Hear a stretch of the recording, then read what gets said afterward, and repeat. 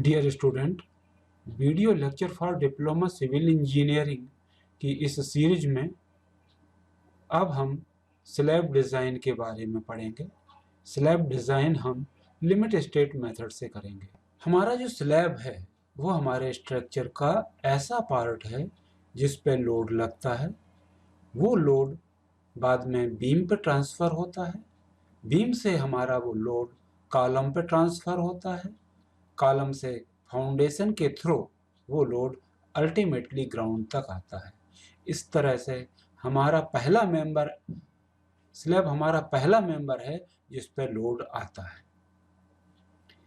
बहुत सारे तरह के स्लैब्स होते हैं, जैसे कि हमारा one way slab, to way slab, flat slab जो कि डायरेक्टली कॉलम पे सपोर्टेड होता है, ग्रिड स्लैब, रिब्ड और वेफल्ड स्लैब। ये बहुत सारे स्लैब हैं, लेकिन डिप्लोमा सिविल इंजीनियरिंग के स्टूडेंट के लिए केवल ये दो तरह के स्लैब, वन वे स्लैब और टू वे स्लैब, इन्हीं की स्टडी करनी है। बाकी चीज़ें हम जब किसी हायर क्लासेस में होंगे तब पढ़ेंगे। वन वे स्लैब क्या होता है?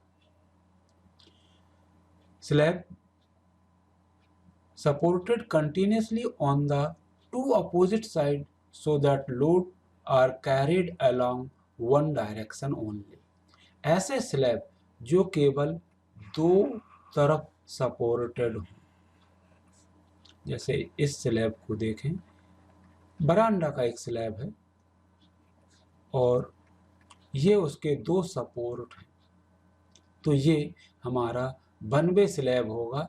इसका लोड का जो ट्रांसफ़र है वो हम ये मानते हैं कि आधे स्लैब का लोड इस तरफ ट्रांसफ़र हो जाएगा इस बीम पे, आधे स्लैब का लोड इस बीम पे ट्रांसफ़र हो जाएगा। जनरली इनमें जो शॉर्ट डायरेक्शन होती है उसे हम स्पान मानते हैं, और इसमें लॉन्ग साइड और शॉर्ट साइड का जो रेशो है वो 2 से ज़्यादा होगा। लेंथ और विड्थ का जो रेशो है वो 2 से ज़्यादा होगा। 2 से ज़्यादा होगा, एक डायरेक्शन छोटी होगी दूसरी बहुत बड़ी होगी, तो हम ये मानेंगे कि इसमें रेनफोर्समेंट केवल एक ही डायरेक्शन में यूज़ करना है, लोड केवल एक ही डायरेक्शन में कैरी होगा, और इसलिए इसे हम वन वे स्लैब कहते हैं।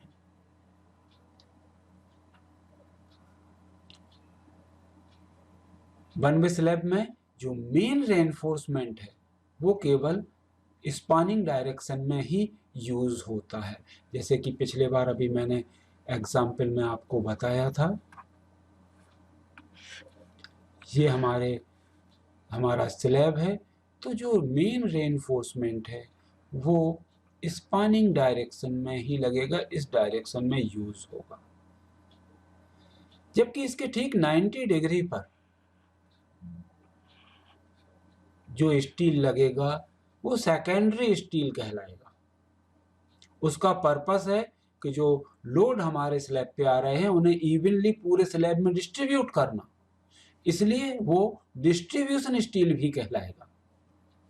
उसका एक पर्पस ये भी है कि टेम्परेचर वेरिएशन के कारण स्टील में जो स्ट्रेसेस डेवलप हो रहे हैं, स्लैब में जो स्ट्रेस डेवलप हो रहे हैं, उनको बियर करना, इसलिए ये स्टील टेम्परेचर स्टील भी कहलाएगा, और श्रिंकेज के अगेंस्ट ये वर्क करता है, इसलिए ये श्रिंकेज स्टील भी कहा जा सकता है। तो इसका मेन पर्पस लोड का प्रॉपर डिस्ट्रीब्यूशन, श्रिंकेज को रोकना और टेम्परेचर के इफेक्ट को रोकना, ये हमारे सेकेंडरी रेनफोर्समेंट के मेन पर्पस होंगे। तो इस तरह से हमारे वन वे स्लैब में शॉर्ट डायरेक्शन में मेन रेनफोर्समेंट यूज होगा, और उससे ठीक ट्रांसवर्स डायरेक्शन में 90 डिग्री की डायरेक्शन में उससे लंबवत सेकेंडरी स्टील यूज होगा। सेकेंडरी स्टील को हम जनरली डिस्ट्रीब्यूशन स्टील कहते हैं या टेम्परेचर स्टील कहते हैं। Two way slab that are supported continuously on all four sides and are of such dimension that loads are carried to the support along both direction. बड़ा simple सा है कि ये वो स्लैब हैं जिनमें हमें सभी डायरेक्शन में सपोर्ट मिल जाता है, चारों डायरेक्शन में ये सपोर्टेड होते हैं और इस तरह से होते हैं कि जो लोड का डिस्ट्रीब्यूशन है वो चारों ओर होता है, यानी इस पोर्शन का लोड इस बीम पे जाएगा, इस पोर्शन का लोड इस बीम पे जाएगा, यहाँ का लोड इस बीम पे और बाकी ये वाला हिस्सा इस बीम पे जाएगा। इस तरह के स्लैब में लॉन्ग साइड और शॉर्ट साइड का रेशो 2 से कम होगा, यानी लंबाई चौड़ाई के दोगुने से ज़्यादा नहीं होगी।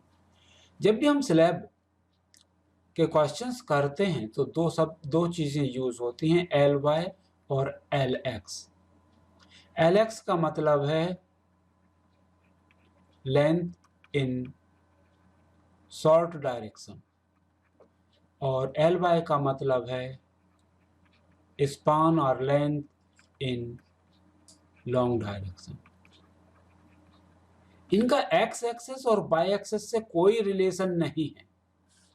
अगर हमारा एक स्लैब इस तरह से है तो ये LX कहलाएगा, ये LY कहलाएगा। अगर ये स्लैब इस तरह से है तो ये LX कहलाएगा, ये LY कहलाएगा। यानी बड़ी डायमेंशन LY कहलाएगी और छोटी डायमेंशन LX कहलाएगी। यहाँ पे हम दोनों को कंपेयर कर लेते ताकि आगे हमें कोई कंफ्यूजन ना हो। अगर लॉन्ग डायरेक्शन और शॉर्ट डायरेक्शन का रेशो 2 से ज़्यादा है तो 1 वे स्लैब और 2 से कम है तो 2 वे स्लैब होगा। रेनफोर्समेंट इन 1 वे स्लैब, इसकी जो डिटेलिंग है हम उसके बारे में बात करते हैं। जो शॉर्ट डायरेक्शन होगी वहाँ पे हमारा मेन स्टील यूज होगा, मेन रॉड्स यूज होंगे, जनरली इनका डाया ज़्यादा होता है और पार्शियल फिक्सिडिटी के कारण हमारे सपोर्ट पे नेगेटिव बेंडिंग मोमेंट आता है। उसे काउंटर एक्ट करने के लिए, उसे सहने के लिए, उसके प्रभाव को खत्म करने के लिए 50% बार को हम ऊपर के तरफ मोड़ देते हैं, हम बेंट अप बार्स का यूज करते हैं। 50% बार्स को हम बेंड कर देते हैं, जो हम L/7 फ्रॉम सपोर्ट करते हैं। सपोर्ट के L/7 से हम अपने आधे सरिये ऊपर की तरफ मोड़ देते हैं। जबकि दूसरी डायरेक्शन जो लॉन्ग डायरेक्शन होगी, हमारी ये डायरेक्शन है, इस डायरेक्शन में हम डिस्ट्रीब्यूशन स्टील यूज करते हैं। ये प्रायः कम डायामीटर का स्टील होता है, स्पेसिंग ज़्यादा हो सकती है और इसे हम बेंड नहीं करते हैं। The distribution rods will be provided in the longer span for the load distribution purpose. अगर हम बेंडिंग देखें तो हमारे 1 वे स्लैब की बेंडिंग कुछ इस तरह से होगी, केवल एक डायरेक्शन में ये बेंड हो रहा है, इस डायरेक्शन में बेंड हो रहा है, यानी ये स्लैब अगर हम देखें तो सपोर्ट के बाद इस तरह से बेंड हो रहा है।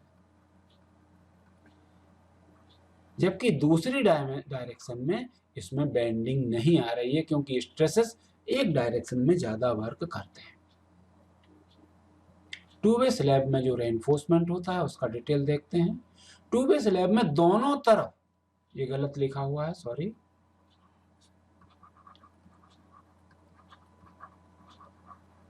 दोनों तरफ हम मेन बार्स ही यूज करेंगे। चूंकि मेन बार्स हैं तो इन्हें सपोर्ट से L/7 पे 50% रेनफोर्समेंट को हमें बेंट अप करना पड़ेगा। आधे सरिये हमें सपोर्ट से L/7 पे ऊपर की तरफ मोड़ने होंगे। बेंट अप करने की प्रोसीजर में जनरली हम एक सरिये को सीधा ले जाते हैं, दूसरे सरिये को इस तरह से बेंड करके लगाते हैं, या हम इस तरह के एक जैसे सरिये बना लेते हैं और इन्हें अल्टरनेटली बांध देते हैं। तो इस तरह से 50% हमारे बांस बेंड हो जाते हैं। जैसा कि इस डायग्राम में दिखाया गया है, ये डायमेंशन छोटी है, तो पहले हम इस स्टील का यूज करेंगे, बाद में हम इस स्टील का यूज करेंगे। शॉर्ट डायरेक्शन में बेंडिंग मोमेंट हमेशा ज्यादा आता है। बेंडिंग की बात करें, पिछले स्लाइड में हमने देखा था वन वे स्लैब की बेंडिंग कैसे होती है। अब हम देखते हैं टू वे स्लैब की बेंडिंग कैसे होती है। टू वे स्लैब में दोनों डायरेक्शन में बेंडिंग होगी और हमारा स्लैब बेंड होने के बाद इस तरह का शेप ले सकता है। ये हमारे टू वे स्लैब की बेंडिंग होगी। ये इस डायरेक्शन में भी बेंड हो रहा है और ये इस डायरेक्शन में भी बेंड हो रहा है। लोड डिस्ट्रीब्यूशन जैसा कि मैं पहले बता चुका हूं, वन वे स्लैब में लोड डिस्ट्रीब्यूशन केवल एक ही डायरेक्शन में होता है, जबकि टू वे स्लैब में लोड डिस्ट्रीब्यूशन इस डायरेक्शन में भी हो रहा है और इस डायरेक्शन में भी हो रहा है। डिफरेंस क्या है, ये कई बार पूछा जाता है। What are the difference between one way slab and two way slab. तो सबसे पहली बात, लेंथ और विड्थ का रेशो वन वे स्लैब में 2 से ज्यादा होता है, जबकि टू वे स्लैब में 2 से कम होता है। इसे याद रखना है, एग्जाम के टाइम पे जस्ट उल्टा, वाइवा के टाइम पे हमारे सारे स्टूडेंट जस्ट उल्टा बताते हैं। तो अगर 2 से ज्यादा है तो वन वे, 2 से कम है तो टू वे। ठीक है, तो ये हमें याद रखना है। One way slab is supported by 2 parallel beams और bars. Two-way slab is supported by 4 sides. Main reinforcement will be provided on one side. One-way slab में, two-way slab में main reinforcement will be provided on both side. ये हमारे difference हैं। ये difference अगर हम बहुत डिटेल में पढ़ना चाहते हैं तो 11 डिफरेंस मैंने लिखे हुए हैं। पहला वही है कि L//Lx अगर 2 से ज़्यादा है तो वन वे स्लैब, 2 से कम है तो टू वे स्लैब होगा। रेनफोर्समेंट वन वे में शॉर्ट डायरेक्शन में ही स्पानिंग करता है, जबकि दूसरी तरफ डिस्ट्रीब्यूशन स्टील डलता है। टू वे स्लैब में दोनों डायरेक्शन में स्पानिंग करता है।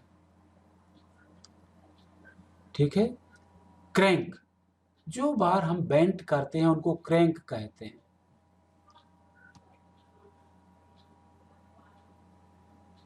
वन वे स्लैब में केवल एक डायरेक्शन में क्रैंक प्रोवाइड किए जाते हैं, जबकि टू वे स्लैब में, वन वे स्लैब में 2 डायरेक्शन में क्रैंक प्रोवाइड किए जाते हैं, जबकि टू वे स्लैब में चारों डायरेक्शन में क्रैंक यानी बेंट अप बार चारों डायरेक्शन में प्रोवाइड किए जाते हैं। One way slab 2 opposite beam या 2 अपोजिट बाल पे सपोर्टेड होगा। टू वे स्लैब 4 बाल पे सपोर्टेड होगा। तो ये हमारे डिफरेंसेस हैं। आमतौर पे छज्जा और बरामदा हमारे वन वे स्लैब के एग्जाम्पल्स होते हैं, जबकि हमारे रूम्स टू वे स्लैब लगते हैं इनमें।